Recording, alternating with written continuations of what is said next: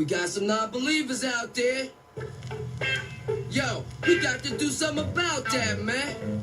Yo, we got to get stupid. Yo, we got to let them know what time it is.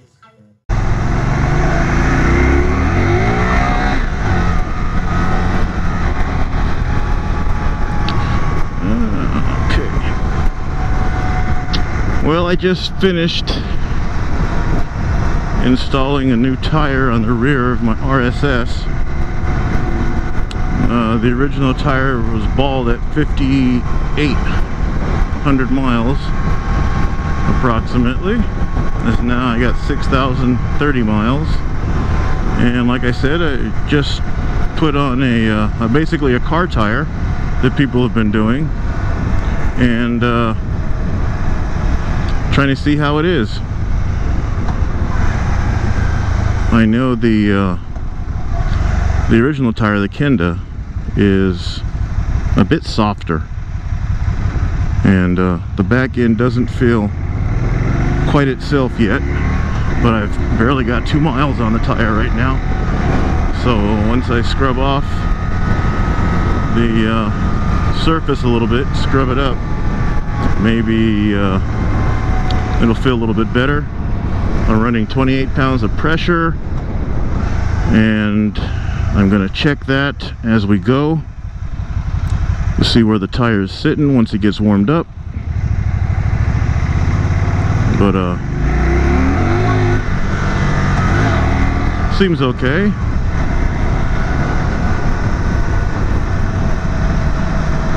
The tire I chose, actually, see, it was the tire I chose because I've had good experience with the Kumho tire. I've had it on my Civic. I've had it on a lot of different cars, usually smaller, compact, passenger cars. And one thing I noticed is when I used to do the tire balance, the tires balanced really nice. They didn't use a whole lot of weight to get them to settle in. And a lot of times you need a lot of weight because, tires aren't all the same. They're not perfectly balanced when they come out of the machine. And either you can rotate the tire around the wheel until you find the sweet spot, or if you got a good tire, it only takes maybe half an ounce to an ounce and a half to get it to fall into balance. Michelin's and Goodyear's, some of those tires would take 3 ounces. And for me, my limit, you may say, well, that's kind of a lot, but my limit was about 3 ounces, 3.5 ounces. If the car was, going to be in the shop for a while, there's no rush, then I would dismount the tire, not dismount the tire, break the tire loose, rotate it a quarter turn, try to balance it again, see if it made any difference. There's a couple of different functions you can do on these Hunter tire machines where you can find out where to add the weight exactly and how much weight to add.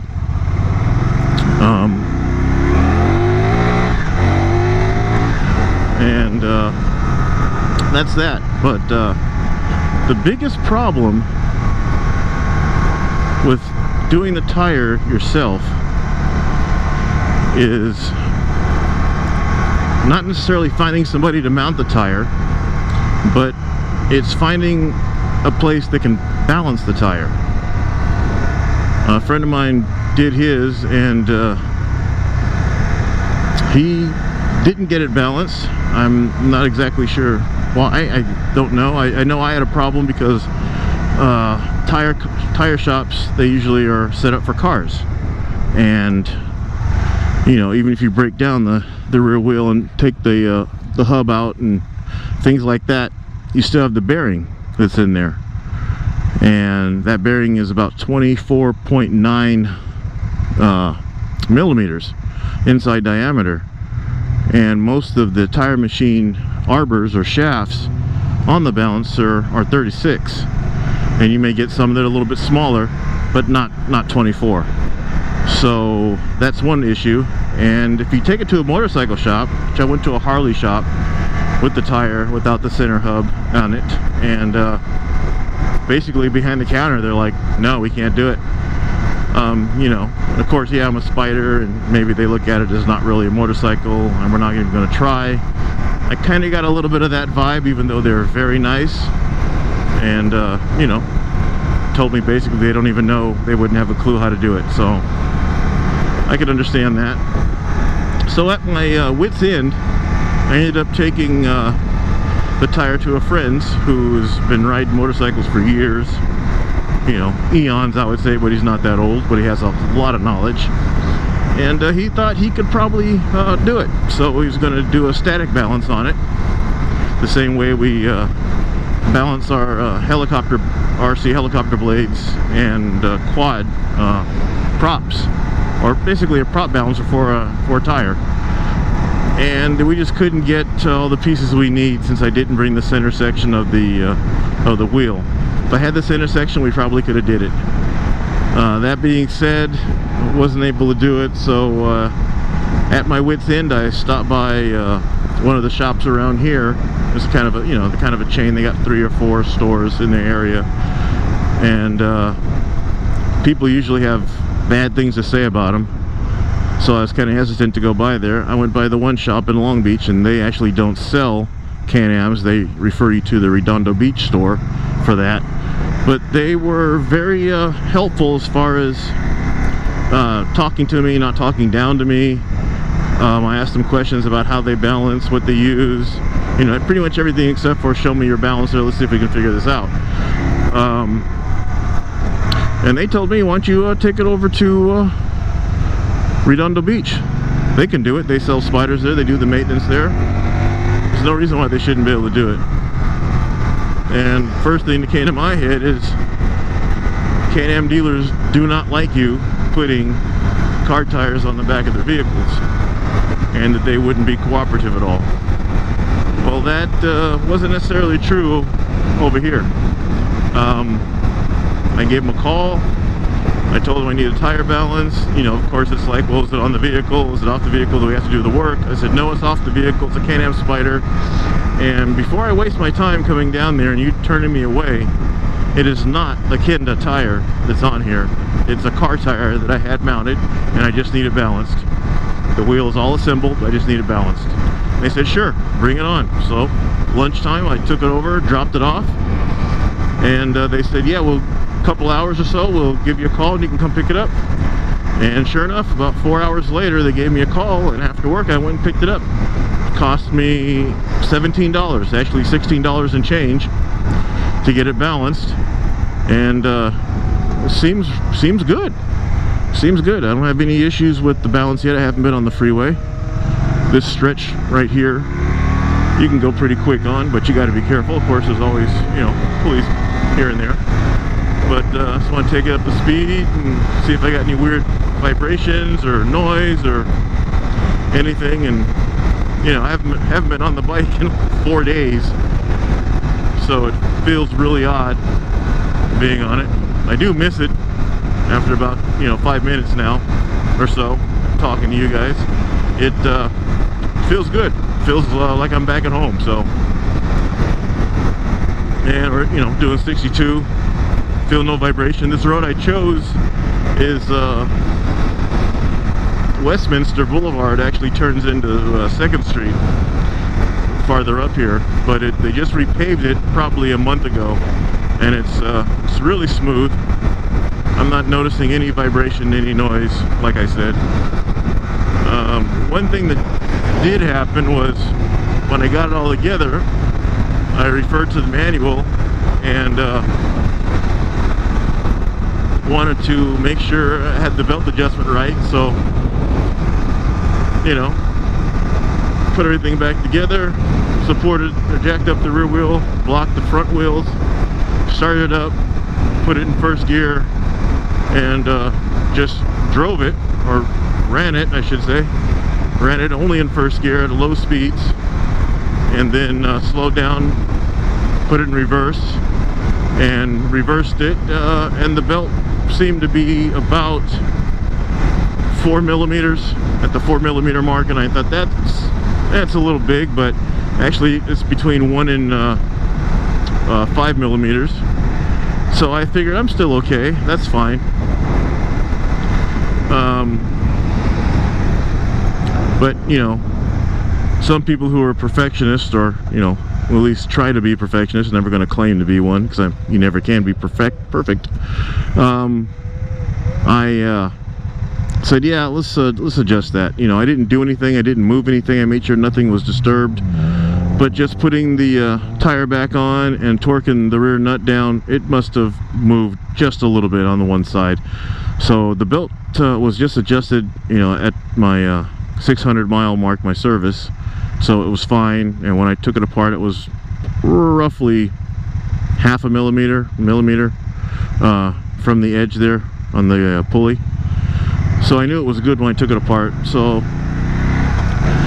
what I ended up doing was loosening everything up again and dropping the vehicle down, removing the shock, dropping the vehicle down so it would pull up on the adjustment block, so everything would be nice and snug, and tightening it up and going through the procedure again. Ran it first gear, stopped it, reversed, ran it in reverse, and this time I was 5 millimeters from the pulley, from the edge of the pulley, inside edge.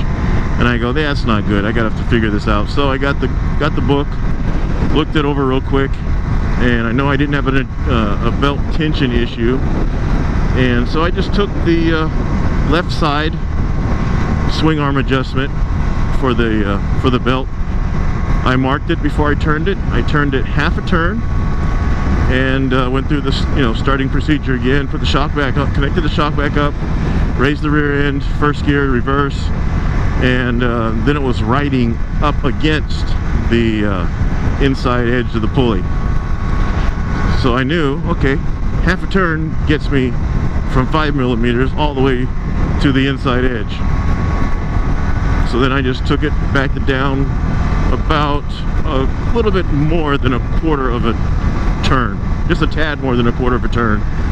Started up into the procedure, and it ended up right at, you know, credit card's thickness, just about a credit card thickness, maybe a little bit more, and that was perfect. Ran it reverse, it's locked right in. So after this ride, I'll get back and I'll check it. What I didn't want to do is, since I'm using the car tire, and since the last tire was the motorcycle tire, it seemed to me like it wore out prematurely. Only, you know, like I said, 5,800 miles, you know, for a tire, really, it's only going to last that long. So I do know that I ran the tire pressure in the rears too high. I ran it at 32 and I think it's supposed to be 27 or so, and that could have contributed to the wearing of the tire. But so I wanted to make sure I didn't have that issue, so I need to get the tire nice and warm. And a buddy of mine said, well, instead of doing what I thought I was going to do, which is just keep an eye on it every so many miles, grab a tire depth gauge, and just check the depth across the tire and make sure I'm not wearing the tire prematurely in the center again. He said, why don't you just get yourself a thermal temp gun, go ride it on the freeway or something where you have a good speed, and then pull over and check the tire, check across the tire what your temperature readings are. And if they're pretty much uniform, then you're good. If the center of the tire is a little hotter than the outside edge of the tire, then you need to adjust your pressures, or vice versa. If the outside edge is hotter than the center, you need to adjust your pressures, raise it. If the center is cool, lower it if the center is hotter than the outside edges. So I'm going to give that a try and see what we get. I haven't actually been on the freeway yet, as you can tell. We're just riding around Seal Beach, Westminster, Huntington Beach area. It's kind of cool outside. It's 64 according to the Spyder. So I don't know, I can pull over up here and see what's going on as soon as I find a safe place to pull off. Give it a quick check.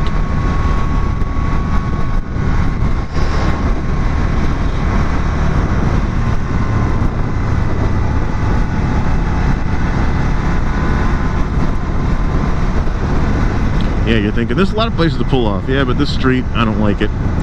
It's just busy.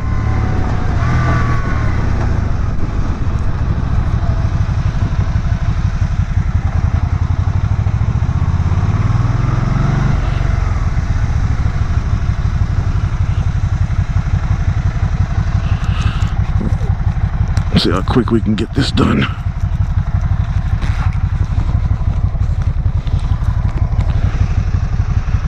$80, $82, $79.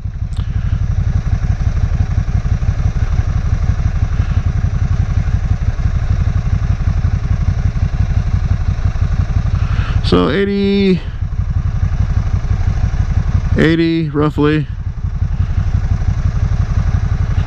A little bit hotter on the inside edge, but I just did turn the corner. That may have affected it, so I'll check it again. Right now it seems to be okay. And since it is a car tire, it is a little bit harder of a tire.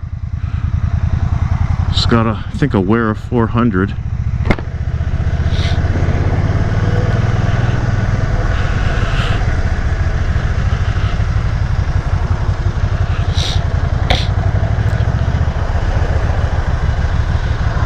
I tell you, it does feel good to be on this thing again.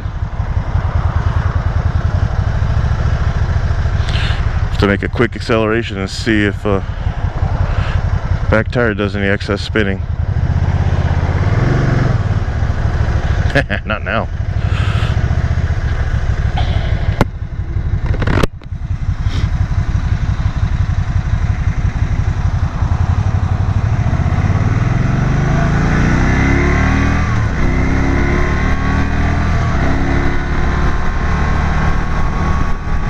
Also checking out my GoPro 4, my Hero 4 I picked up a couple of weeks ago. I like it. It's not as easy to take the video off of as the Hero 2 I had. That was just plug it in, drag it off. This one's plug it in, and maybe it's my computer, it's not up to the latest version of player, you know, to read the file, but it was a pain in the butt to just click on it and read it. It wouldn't do it, just played the audio of it. So that probably tells me that my my player is outdated. But when I go to QuickTime Player, it plays it right away. It does look better. The camera offloads the video faster, because you know, it's a faster probably chipset in there. But yeah, besides that problem I had at first, I do like it. So, and now I'm just checking out the quality of the, you know, the night, how the night looks on it, because I haven't had a chance to use it at nighttime yet. It has a night mode, so that should be telling me something, that they care about that.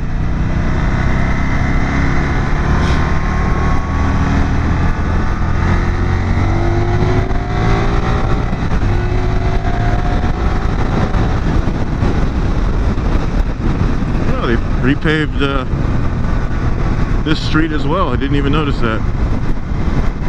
Either that or it's wet. Hard for me to tell.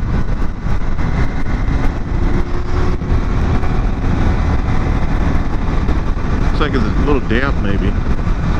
I know it didn't rain. It's supposed to rain tonight, but I see clouds but no moisture.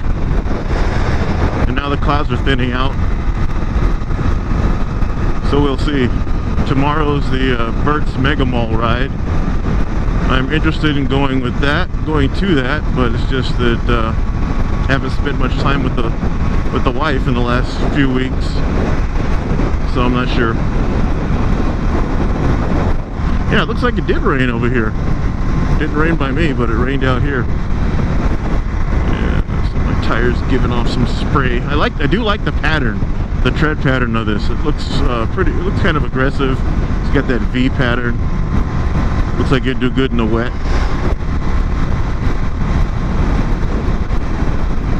We'll find out once I accelerate from a stop in the wet. Well, all in all, so far this tire feels fine. I'm not noticing any big difference.